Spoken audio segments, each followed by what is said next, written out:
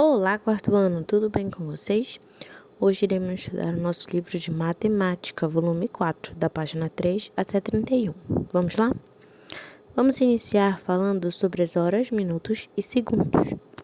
Aqui temos um texto que se chama Um Relógio Diferente. E aqui nesse módulo iremos aprender quando será os minutos, as horas e os segundos. Vamos lá.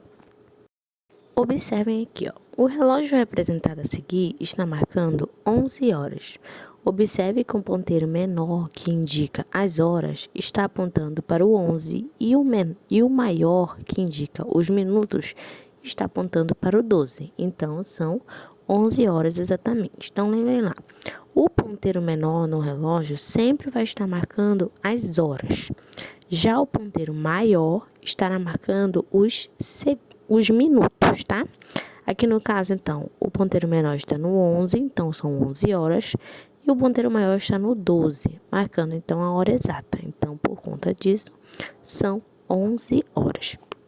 No relógio a seguir, passaram-se 30 minutos das 11 horas. Então, observe que o ponteiro menor, que indica as horas, está entre o 11 e o número 12, e o maior, que indica os minutos, aponta para o número 6. Sendo assim, então, são 11 horas e 30 minutos, tá? Lembra lá que os números grandões estão representando as horas, mas eles também podem representar os minutos, tá? Podemos contar de 5 em 5, igual está aqui na imagem, ó. 1, 5 minutos, o 2, 10 minutos, o 3, 15 minutos. Assim, o 6 se tornou 30 minutos. Então, por isso que aqui, mesmo o ponteiro menor estando no intervalo entre o 11 e o 12, ainda são 11 horas, porque o relógio maior, o ponteiro maior ainda não deu a sua volta completa até chegar ao 12, tá? Então, aqui são 11 horas e 30 minutos. Os relógios, além de marcarem as horas e os minutos, também marcam os segundos, que é o ponteiro vermelho representado a seguir. Ele é o que marca os segundos. E é aquele ponteiro que anda bem mais rapidinho no relógio, tá? Então, aqui, o ponteiro vermelho leva 5 segundos para ir de um número a outro. Nesse relógio são 10 horas, 30 minutos e 36 segundos. Então, aqui, o ponteiro menor marcando as horas entre o 10, o ponteiro maior no 6, então 10 horas, 30 minutos, e o ponteiro menor, que está marcando os segundos, está aqui em 36 segundos, tá? Então, quando o ponteiro dos segundos completar uma volta, terá passado 1 minuto. O ponteiro vermelho leva 60 segundos para dar uma volta inteira no relógio. Nós também temos os relógios digitais. Os relógios digitais é bem comum a gente observar no celular, né? Naqueles relógios agora que temos que é de touch. Então, no relógio digital, o número que está à esquerda dos 2 pontos indica as horas, que é o número que vem à frente, e o número que está à direita indica os minutos. Observe que o número que aparece em tamanho menor é à direita, no visor, indicando os segundos, que é o que vem lá no cantinho. Então, aqui nesse relógio está marcando 11 horas, 53 minutos e 26 segundos, tá? Temos também o cronômetro, que é um instrumento utilizado para medir o tempo marcado, os minutos e os segundos, tá? No cronômetro já vai ser diferente do relógio, ele não vai marcar as horas, mas ele vai marcar sim os minutos e os segundos, tá bem? Então, aqui nós temos aqui um cronômetro que marca 11 segundos e também um outro cronômetro que está marcando 12 minutos. Um dia tem 24 horas e o relógio começa a marcar do dia a 0 hora ou meia-noite. Até o meio-dia, o ponteiro das horas dá uma volta completa. Após meio-dia, podemos ler as horas assim. Então, de meia-noite até meio-dia, a gente conta, né? 1, 2, 3, 4, 5, 6, até bater 12 de meio-dia. Quando chegou no 12, já vamos contar a partir agora de 13, 14, 15, 16, até novamente dar a volta completa e dar as 24 horas, tá bem? Então, aqui nesse relógio são 16 horas, o ponteiro menor está aqui, no intervalo do 4 e do 5, mas ele ainda não deu volta completa, então ainda é 4. Então, são 16 horas e 30 minutos, ou 4 horas e 30 minutos, tá bem? Mesma coisa. Então, horas, minutos e segundos são unidades de medida de tempo. 1 hora tem 60 minutos e 1 minuto tem 60 segundos. Então, aqui nas nossas próximas páginas, da 6, tá? Até a página 10, temos as atividades. Até a página 9, desculpe, temos as atividades a respeito da contagem das horas, tá? Minutos e segundos. Agora, vamos ver aqui o tempo e as frações, tá? A gente também pode estar representando o tempo através de frações. Ó, você sabia que dizer as horas na Espanha é diferente que dizemos aqui no Brasil? Observe como os espanhóis leem as horas representadas a seguir. Então, ó, eles representam desta forma. São 6 e 1/4, ou 6 horas e 15 minutos. Então, eles representam através de forma fracionada, tá? Então, aqui nós temos uma tabela, olha lá, quando é 1 hora, quando é a hora, tá? Quando é a fração e quando é minuto. Então, 1/4 quer dizer que se passaram 15 minutos. Meio, 30 minutos. 3/4, 45 minutos. E 4/4, 60 minutos, tá? Então, dessa forma que a gente pode estar representando as horas através de frações. Para realizar a atividade, é só observar esse quadro fracionário, tá? E aí, nós vamos ter as atividades aqui na página 11 e 12. Agora, vamos falar sobre giros e ângulos, tá? Temos aqui um texto sobre a ginástica rítmica, onde nós iremos relacionar a ginástica com giros e ângulos. Então, aqui temos a leitura e aqui abaixo temos, ó, Laura está treinando com a fita para uma competição de ginástica rítmica. Tá aqui a Laura. Acompanhe os giros que a Laura deu no seu treino. Então, aqui, a Laura fez o primeiro giro dela. A Laura deu um giro de 1 volta. Então, quando ela dá uma volta completa, tá? Então, aqui ao ladinho, a gente pode ver, visto de cima, como foi a volta que a Laura deu. No seu segundo giro, Laura deu um giro de meia volta.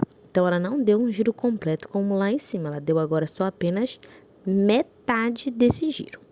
No seu terceiro giro, Laura deu um giro de 1/4 de volta. Observe aqui na vista de cima, tá? Percebam que já foi agora diferente do seu segundo giro. Ela veio a metade do segundo que ela fez, tá? Ela não deu um giro completo, não deu metade, ela deu 1/4 só uma viradinha de lado. E no seu quarto giro, ela já deu um giro de 3/4 de volta. No 3/4 de volta, ela quase deu uma volta completa. Faltou só um pouquinho para ela fechar o seu giro, tá? Então, essas são 3 formas de giro que ela deu. A partir disso, a gente vai ver aqui. Ao girar, Laura muda de direção. Esses giros ou mudanças de direção correspondem a ângulos, que podem ser medidos pelo número de voltas. Os giros, assim como os ângulos, podem ser representados por meio de figuras vistas de cima. Então, observem aqui. Nós temos o giro de 1/4 de volta, que recebe o nome de ângulo reto, tá? Que é esse aqui. Temos também o giro de um ângulo menor que o ângulo reto. Ele vai ser um pouquinho menor que o primeiro. Então, ele vai se chamar ângulo agudo. E temos também o giro descrito por um ângulo maior que o ângulo reto, que recebe o nome de ângulo obtuso. Então, nós temos esses 3 tipos de ângulos, tá? O ângulo reto, o ângulo agudo, que é o menorzinho, e o ângulo obtuso, que vai ser o maior. Aqui nós temos uma brincadeira que o mestre mandou. E a partir disso, vamos para a atividade, tá? Aqui na atividade, ó, Alana e Rui estão jogando o Mestre Mandou, que é o joguinho que foi apresentado. Observe a posição de Alana e Rui. Pararam quando o professor falou giro de 1/4 de volta para a direita. Olha lá, os dois ficaram frente a frente. Então, quem foi que saiu do jogo? Alguém errou aí. Quando ele diz um giro de 1/4 de volta, né? Os dois deveriam ter virado de forma correta. Mas quem errou foi o Rui, pois ele acabou virando para a esquerda. Ele deveria ter virado para a direita. Então, lembrem lá que nós temos 3 tipos de ângulo, tá? E a gente pode estar utilizando essa forma de fração. Então, olha aqui, temos atividades também aqui na página 18 e também na página 19, tá? A respeito sobre os ângulos. Vamos agora falar sobre os polígonos. Então, aqui nós temos alguns desenhos de polígonos. Ó, observem, os polígonos eles são figuras planas fechadas, não vazadas, formadas apenas por linhas retas que não se cruzam. Então, tá, os polígonos são as figuras planas, tá? Triângulo, retângulo, e elas têm que ter linhas retas, tá? Somente linhas retas, e essas linhas elas não se cruzam, tá bem? Elas não podem se cruzar. Como está aparecendo aqui, ó, temos um quadro aqui com as figuras no quadro E e as figuras do quadro F. As do quadro F, percebam lá que elas se cruzam, então elas não podem ser polígonos. Somente as figuras que estão no quadro E. E observe os elementos com o polígono PAN e T, tá? Os polígonos eles terão as vértices, tá? Que serão esses cantinhos da figura. Nós teremos os lados, tá? E também teremos os ângulos, tá? Número de vértice, número de lado e número de ângulos serão os mesmos, tá? No polígono. Então, aqui, ó, também a gente pode dar o nome desse polígono de acordo com o número de lados dele. Então, se são 3 lados, um triângulo. Se são 4 lados, quadrilátero. Se são 5 lados, um pentágono, tá? Então, ele vai representar a partir do número de lados, tá bem? Então, aqui temos também as atividades sobre os polígonos. Atividades na página 22, na página 23, na página 24, na página 25. E agora, por fim, vamos falar sobre o perímetro, tá?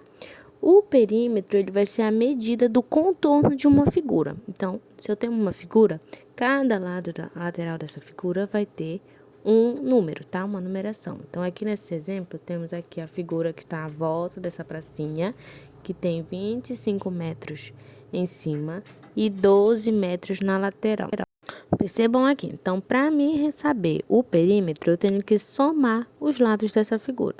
Então, aqui, ó, se aqui no alto é 25, aqui também, como na parte de baixo é igual à parte de cima, então também vai ter 25. Então, eu posso somar 25 mais 25. Nas laterais aqui, se de um lado é 12, então no outro também será 12. Então, eu somo também. Então, o perímetro, eu vou somar todos o contorno da figura. Então, para saber qual o perímetro de uma figura, é só eu medir as laterais, tá? Será a soma do contorno da figura, tudo bem? E aí também temos aqui as atividades na página 27, na página 28, 29 e 30. E aqui na página final tem uma revisão de tudo que foi visto nesse conteúdo, tá? Bom quarto ano, um grande beijo e até o próximo vídeo.